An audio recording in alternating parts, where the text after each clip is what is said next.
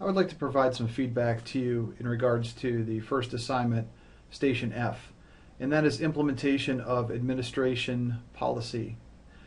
The assignment was to take a look at the backing policy of the fire department and communicate that policy to your crew or your members.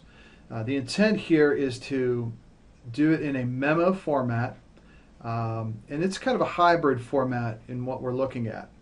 So when you look at this form that I'm showing you, you have the directions and it explains what you're supposed to do. After review, the candidate will explain in writing on how they would implement this policy in your department. What we're looking at here is implementation. Now you are evaluated based on number 1 through number 6. And you have to be able to pass this station, you have to be able to reference every single one of these. Number 1, the policy and its purpose were explained to the members, and I'll show you how that is done.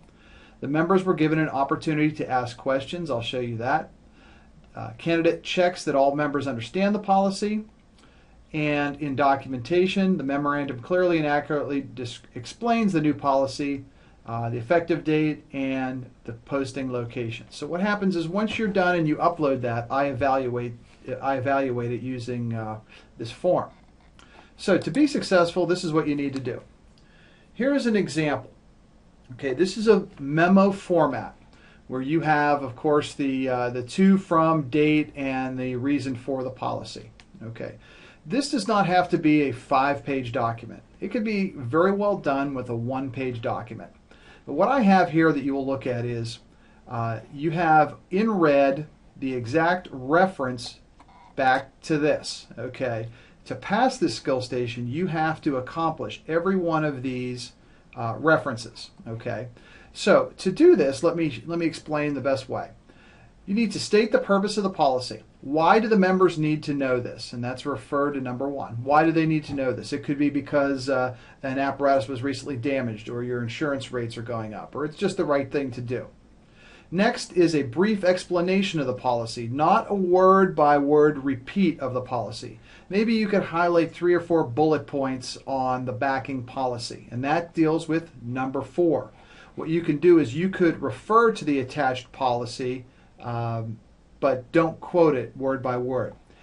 Clearly indicate the effective date of the policy.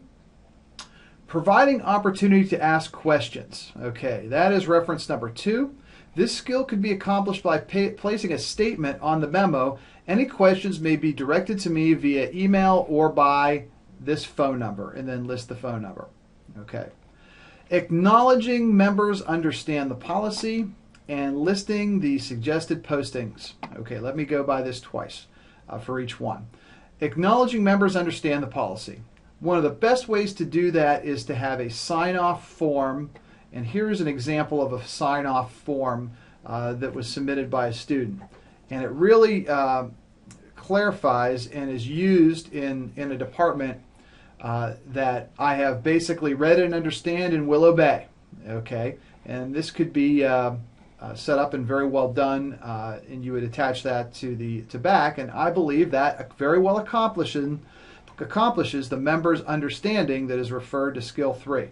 And then finally, and this is a small part of the memo, and it's actually referring on what would you do this? And some of our students have listed we would have a training session, which is acceptable. That's the education piece. They've also said we're going to post it in mailboxes, we're going to email it, we're going to post it on a bulletin board, things like that.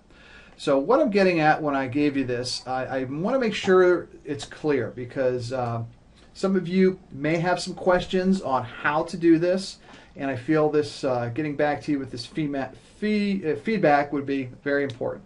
So with that, if you have any questions, clearly send me an email, a message, or give me a call. Thank you very much, and good luck.